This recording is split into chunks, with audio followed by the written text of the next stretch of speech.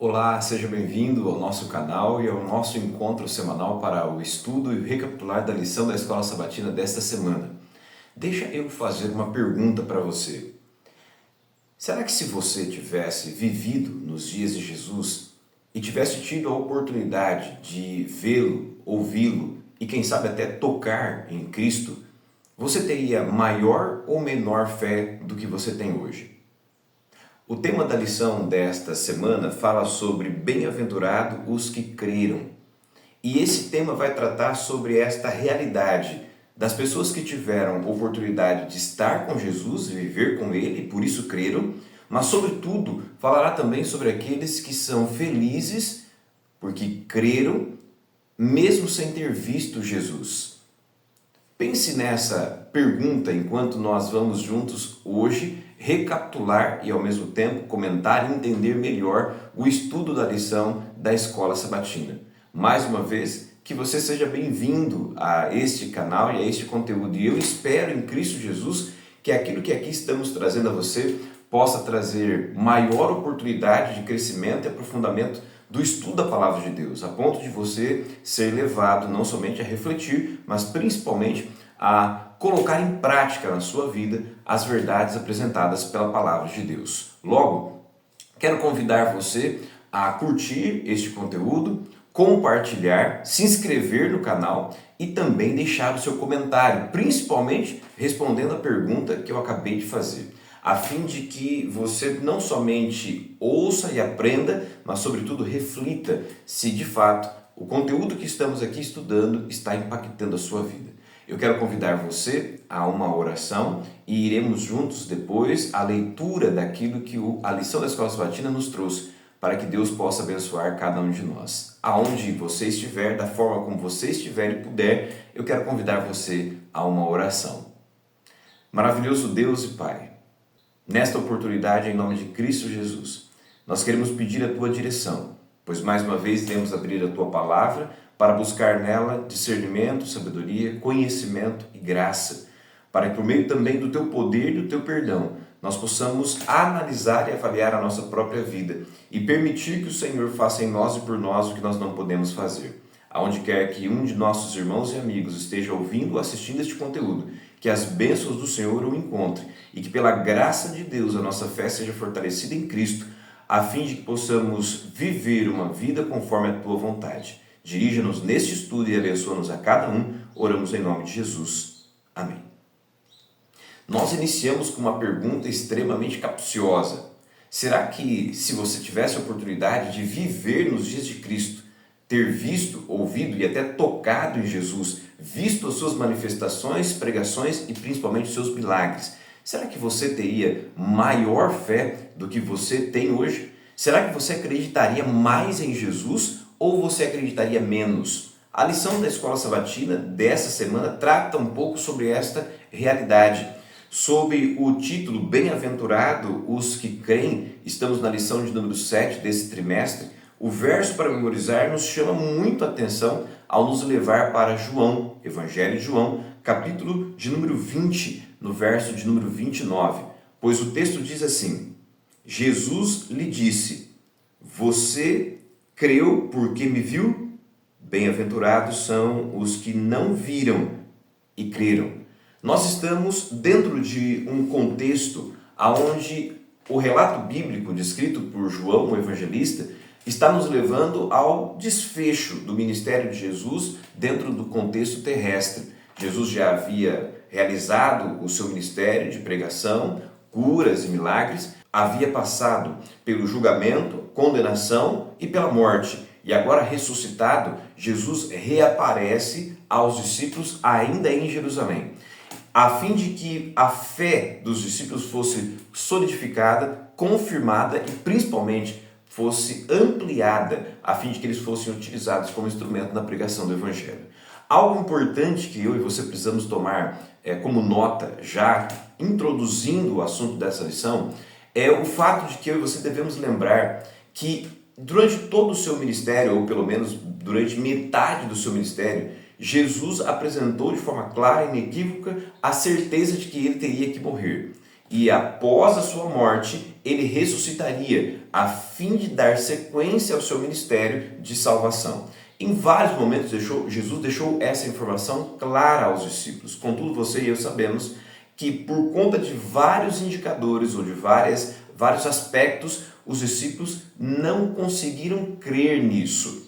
Jesus havia dito de forma muito incisiva: eu vou a Jerusalém, serei entregue aos oficiais, aos líderes, às autoridades judaicas, serei julgado, condenado, morto e vou ressuscitar. E encontrarei vocês na Galileia. Essa era a informação primordial que Jesus havia dado. Nós nos reencontraremos na Galileia. Contudo, ao estudar o relato bíblico, você verá que Jesus se manifestou pelo menos 3 vezes, ainda em Jerusalém, a fim de confirmar a fé dos discípulos. A pergunta é simples: por que, embora Jesus tenha dito que ia encontrá-los na Galileia, por 3 vezes Jesus se manifestou aos discípulos ainda em Jerusalém? A Maria, junto ao sepulcro, depois 2 vezes aos discípulos em momentos diferentes, tanto que em um deles Tomé não estava presente. Qual era a razão para Jesus ter se manifestado a eles em Jerusalém, se ele havia dito que os encontrariam na Galileia? O fato é simples: Jesus se manifesta aos discípulos em Jerusalém para confirmar a fé dos discípulos. Eles estavam destroçados espiritualmente, estavam desolados e tristes espiritualmente e temendo pela própria vida por conta dos judeus. Logo, a fé deles estava totalmente deteriorada. E Jesus então aparece, se manifesta, se revela a eles para que eles pudessem crer que Jesus de fato cumpriu aquilo que havia prometido no que diz respeito a passar pela morte, ressuscitar e dar sequência ao seu ministério. Por isso temos então o texto ou o verso do capítulo 20, no verso 29, aonde falando e dialogando com Tomé, que não havia crido na ressurreição de Jesus e que condicionou a sua fé a ver e tocar em Jesus, Jesus então dirige essas palavras: porque você me viu, você crê? Mas bem-aventurado, diz Jesus, é aqueles que não viram e ainda assim creram. A fala de Jesus ela pode ser direcionada a 2 vertentes. Em primeiro lugar, ao Antigo Testamento, porque todos aqueles que viveram no Antigo Testamento, com raras exceções, todos eles não viram Jesus. Todos eles não tiveram contato físico com o Cristo. Pelo contrário, eles ouviram a sua voz e pela fé viveram de acordo com a vontade do Senhor. Então, bem-aventurados foram aqueles que não viram a Jesus no Antigo Testamento, mas creram nele e esperaram na promessa. Ao mesmo tempo, esta afirmação de Cristo se direciona àqueles que viveram no Novo Testamento e também nos nossos dias e que também não tiveram a oportunidade de terem contato direto com Cristo. Mas, independente disso, acreditam nele. E se você levar em conta o contexto tanto bíblico quanto histórico, você chegará a uma conclusão. No contexto ou na história geral do cristianismo, mais são aqueles que creem em Jesus e nunca ouviram do que aqueles que tiveram, durante os 3 anos e meio do ministério de Cristo na Terra, a oportunidade de estar ao seu lado. Então, leve isso em consideração.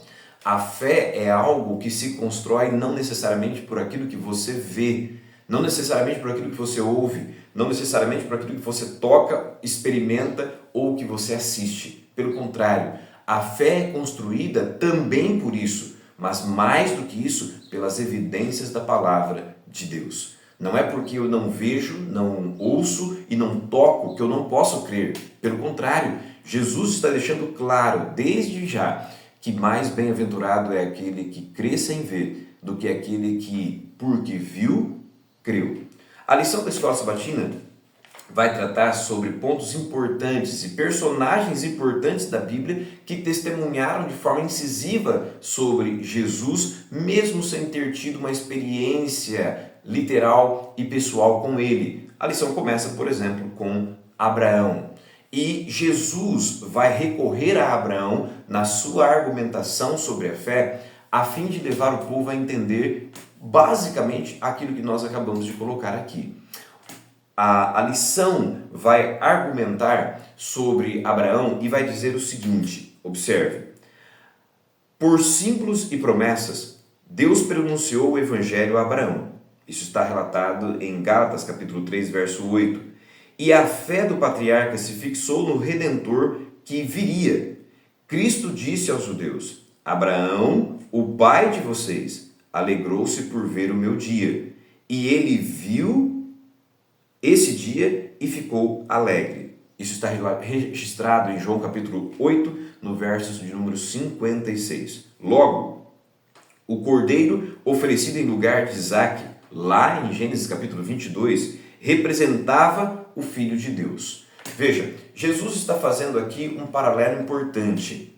Jesus está dizendo, ao usar o exemplo ou a citação de Abraão, dizendo que Abraão foi justificado pela fé, mesmo antes de receber e ver a promessa. Isso nos leva a entender que Abraão não viu para crer, ele creu para então ver.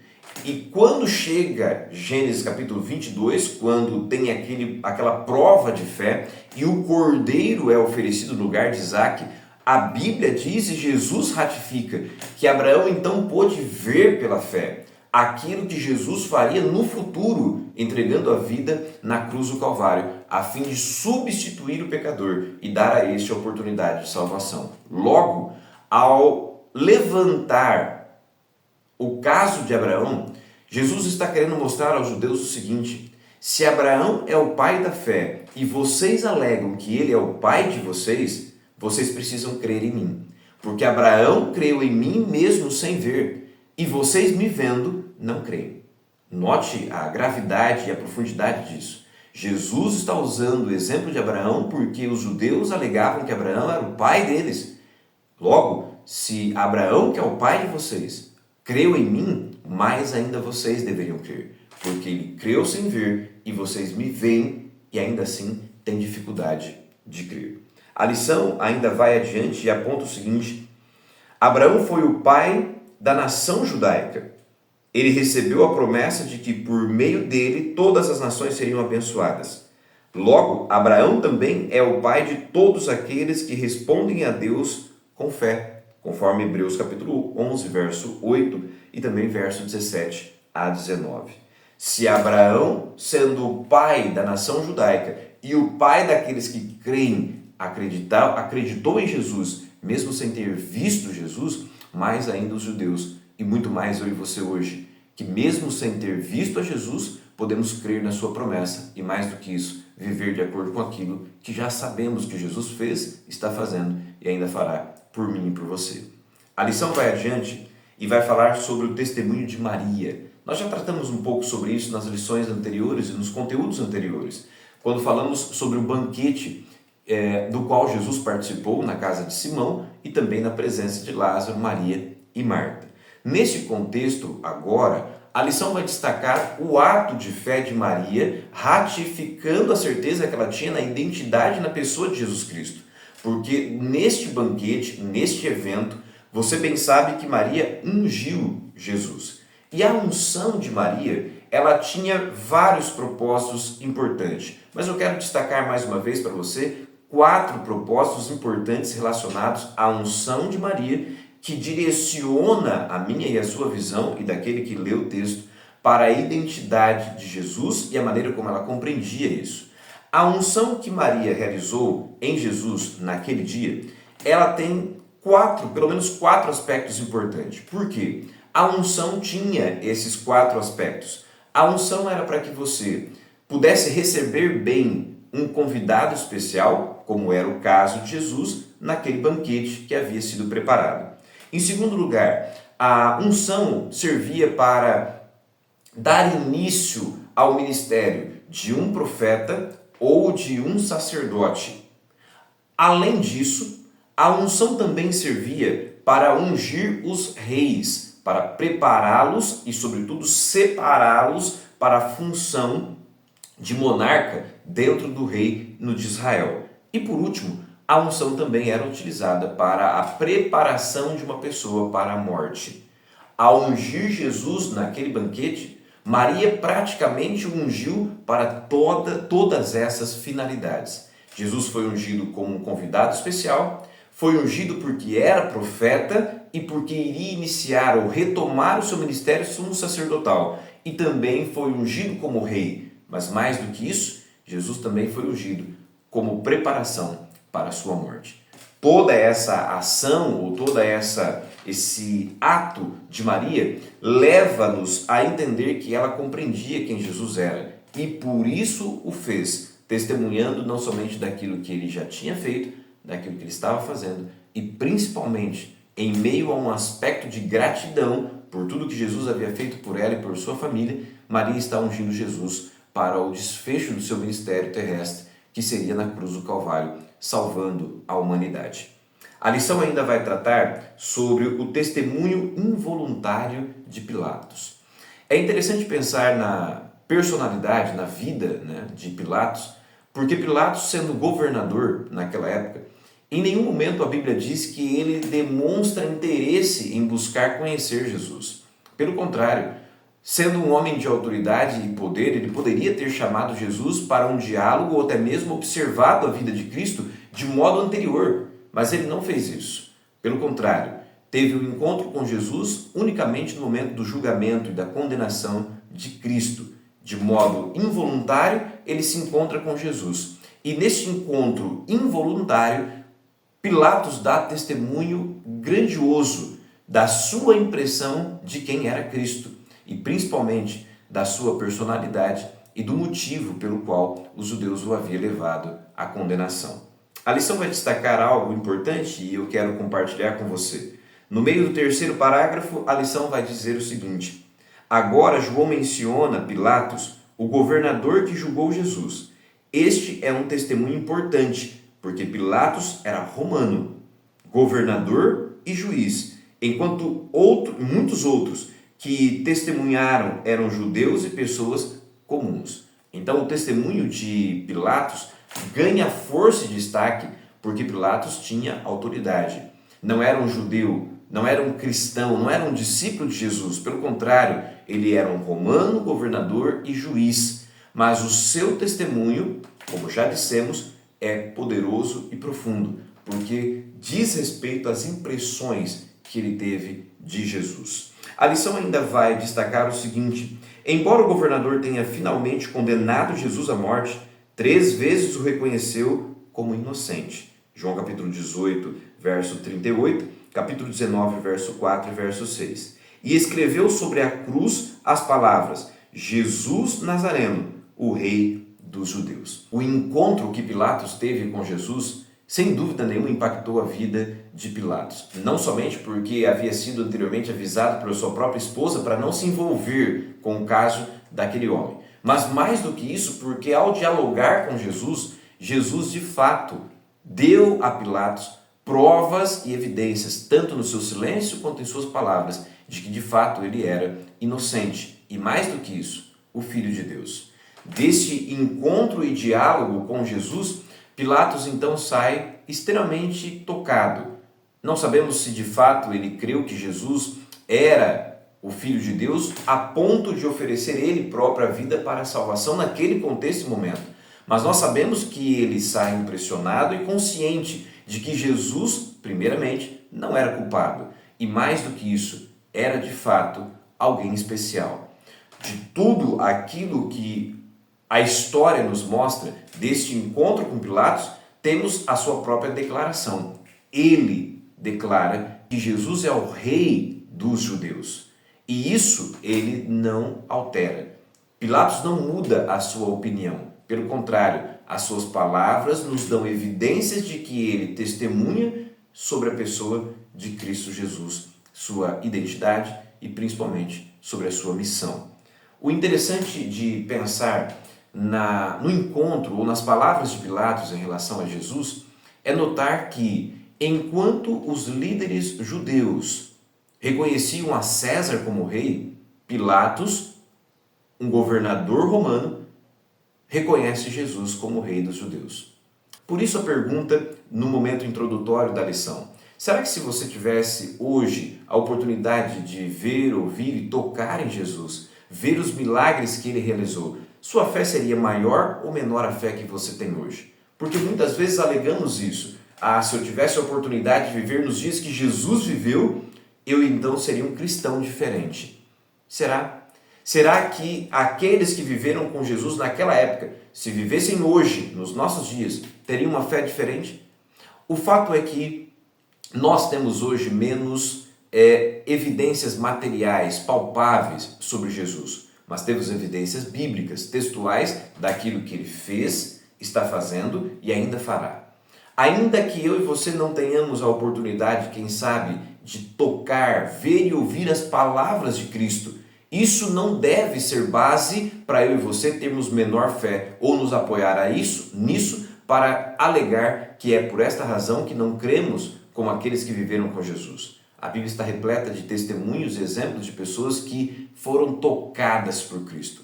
Pessoas que foram alcançadas pelos seus milagres e ainda assim o abandonaram, ainda assim não creram nele. A fé não se constrói com base naquilo que vemos, ouvimos e tocamos. Pelo contrário, a fé se baseia naquilo que não podemos ver, mas cremos na certeza da promessa daquilo que Cristo nos diz e em sua palavra. Você e eu precisamos entender isso e, mais do que isso, viver desta forma. A lição vai adiante e vai falar agora sobre o testemunho de Tomé, o texto que nós utilizamos na introdução da lição, no verso para memorizar. E quando chegamos a este momento da lição, eu e você vamos entender que, além de várias outras lições que o encontro de Tomé com Jesus nos ensina, uma delas, ou uma das principais delas, é o fato de que Tomé estava ditando condições para a sua fé. Você consegue entender isso? Entenda. O texto bíblico vai nos dizer o seguinte, João capítulo 20, no verso de número 25, nos traz a seguinte constatação. Tomé disse, se eu não vir o sinal dos pregos nas mãos dele, ali não puser o dedo e não puser a minha mão no lado dele, de modo nenhum acreditarei. Lembra que no contexto da história, na primeira vez que Jesus se manifesta aos discípulos, Tomé não estava presente. O texto bíblico não nos dá informações sobre onde Tomé estava, nem por que ele não estava presente naquela audiência. Contudo, ele não estava ali. E quando foi a ele notificado que Jesus se manifestara e se apresentara aos discípulos, ele então declara dessa maneira, se eu não ver, não colocar o dedo e não pôr a minha mão, eu não vou acreditar. A mesma alegação que muitos de nós hoje colocamos em relação à fé cristã. Contudo, o texto da lição deixa claro que Tomé estava ditando condições para crer. E muitas vezes eu e você somos assim. Frente a uma afirmação ou um imperativo divino, eu e você começamos a colocar condições para então acreditar. Se Deus de fato for fiel e Ele me abençoar financeiramente, eu então vou devolver o dízimo. Se Deus me der oportunidade de não trabalhar aos sábados, então eu vou ser fiel ao sábado. Se Deus fizer isso, eu então vou fazer outra coisa. Se Deus me fizer isso, ou aquilo outro, então eu vou ter uma resposta de fé. Eu e você devemos nos lembrar que a fé descrita pela Bíblia, principalmente nos relatos do Antigo Testamento, se manifestam pela vontade de Deus e pelo agir do homem, mesmo sem a evidência. Tome, por exemplo, o caso de Abraão, um caso clássico. Deus chama Abraão a sair da sua terra, da sua parentela, da sua casa, da sua família, a ir a um lugar que Deus vai mostrar para ele. Abraão poderia, de forma muito clara, ter se dirigido a Deus e dito o seguinte, Senhor, mas peraí, para onde eu vou? Com quem? Quais serão os recursos? Como eu vou chegar no lugar que o Senhor está me indicando? Me dê evidências, me dê provas, me dê recursos para que então eu possa ir. Pelo contrário, Abraão saiu e à medida que caminhava, Deus lhe mostrou o que deveria ser feito. O mesmo aconteceu com o povo de Israel no Egito. Deus disse ao povo o seguinte, saiam e marchem. Nós vamos em direção à terra prometida. Mas Senhor, como será? Vai ter comida, água? Nós vamos ter casa, aonde dormir? Como vai ser? Teremos alguém que vai nos proteger? Teremos luz para caminhar durante a noite e nuvem para nos proteger durante o dia? Não. Deus os chamou para sair. E no caminho, Deus manifestou a eles aquilo que deveria acontecer. Note, Se entre esses dois exemplos houvessem condições, a história não ocorreria. Do mesmo modo, ocorre comigo e com você. Na maioria das vezes que colocamos condições para que a vontade de Deus se manifeste em nossas vidas e para que a nossa fé então seja construída, nós deixamos de acreditar na promessa e nas palavras de Deus. E ao deixar de acreditar, deixamos de alcançar as muitas manifestações e principalmente as muitas bênçãos que poderiam recair na minha e na sua vida se pela fé tivéssemos caminhado ao lado de Deus. É isso que o texto nos mostra. A lição ainda vai destacar o seguinte: João contraria essa perspectiva de ver para crer. O texto deixa isso claro e Jesus ratifica isso. Eu não posso esperar ver para crer. Não é essa a fé construída pelo cristianismo e pela Bíblia. Se você esperar ver para crer, você nunca pode crer. Contudo, se você pela fé, como está escrito em Hebreus, você for em busca daquilo que não podemos ver, mas temos a certeza de alcançar, a promessa de Deus se realizará na sua vida. Pois bem-aventurados são os que não viram e ainda assim creram na promessa de Deus. Nossa fé deve se basear em evidências, não em demonstrações, não em sinais, como era o caso dos judeus. Logo, a lição então finaliza trazendo para mim e para você o contexto do nosso testemunho em Jesus. Como se tem ocorrido, como se tem dado o seu testemunho em relação a Jesus. A lição chamará a minha e a sua atenção para a pergunta que fizemos no início, na introdução desse conteúdo. Será que se você tivesse vivido nos dias de Jesus, você de fato creria nele mais do que você crê hoje? Infelizmente, nós temos provas na Bíblia que nos ajudam a entender que isso não é uma realidade certa. Muitas pessoas que viveram com Cristo simplesmente ignoraram o fato de que ele era o Filho de Deus.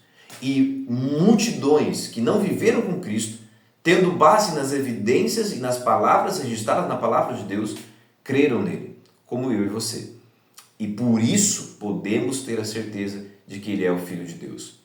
Muitos pensam assim: se eu tivesse lá, se eu tivesse vivido com ele, certamente minha fé seria maior. Mas isso não é uma certeza. Hoje, eu e você, embora não tenhamos vivido, experimentado, tocado, ouvido ou visto os milagres de Cristo, nós podemos crer ainda mais em Jesus. Isso porque aqueles que viveram com Jesus e ouviram as suas palavras não tiveram a oportunidade que eu e você estamos tendo. A oportunidade de ver as palavras de Jesus se cumprindo na história. Você consegue entender? É lógico que se você tivesse a oportunidade de estar em loco, acompanhando o ministério de Jesus, certamente você teria tido privilégios de acreditar, confiar e entregar a vida a Jesus de forma ímpar. Mas hoje eu e você não podemos dizer que porque não estivemos lá, não vamos crer. Pelo contrário, nós temos a evidência textual de que tudo aquilo que Jesus fez foi real. E mais do que isso, temos a oportunidade de estar vivendo a concretização das promessas de Jesus. Além daquilo que ele fez e deixou escrito, nós estamos vendo hoje que as promessas de Jesus estão se cumprindo. Logo, as evidências que temos na história e no tempo nos ajudam a crer e depositar nossa fé na pessoa de Cristo Jesus. Logo, hoje nós temos menos prova material, mas temos maior quantidade de evidências de que aquilo que Jesus disse é de fato real. E assim como foi nos dias de Jesus, ocorre também em nossos dias.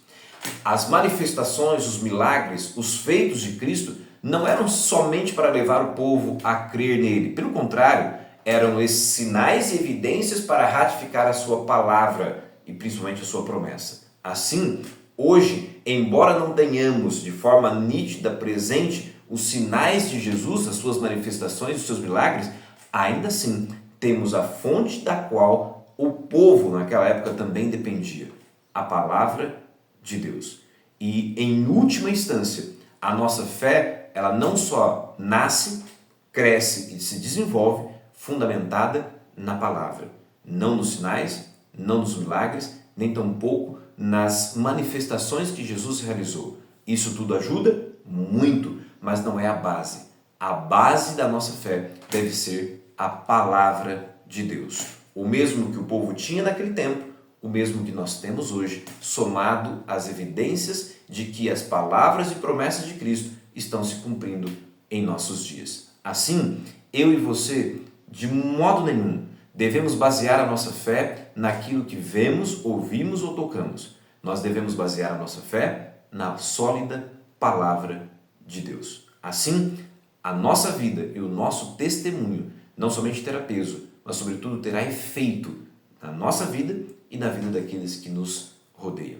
Que Deus abençoe a sua vida de forma especial e que você, se em algum momento da vida ou neste momento especial está buscando provas materiais para crer em Jesus, entenda, Jesus espera que você acredite nele, não por aquilo que vê, não por aquilo que ouve, não por aquilo que você toca, mas pela sólida palavra de Cristo Jesus. Deus abençoe a sua vida de modo especial e que ela seja repleta de bênçãos, bênçãos obtidas pela fé. A fé num Deus que vive e reina para todo sempre e pode e vai fazer na minha e na sua vida aquilo que nós não podemos fazer. Nós nos encontraremos na próxima semana, onde mais uma vez nos dedicaremos a compreender mais a palavra do Senhor e principalmente colocar tudo aquilo que ela nos ensina em prática em nossa vida. Deus te abençoe de modo especial e nos encontramos então no nosso próximo estudo.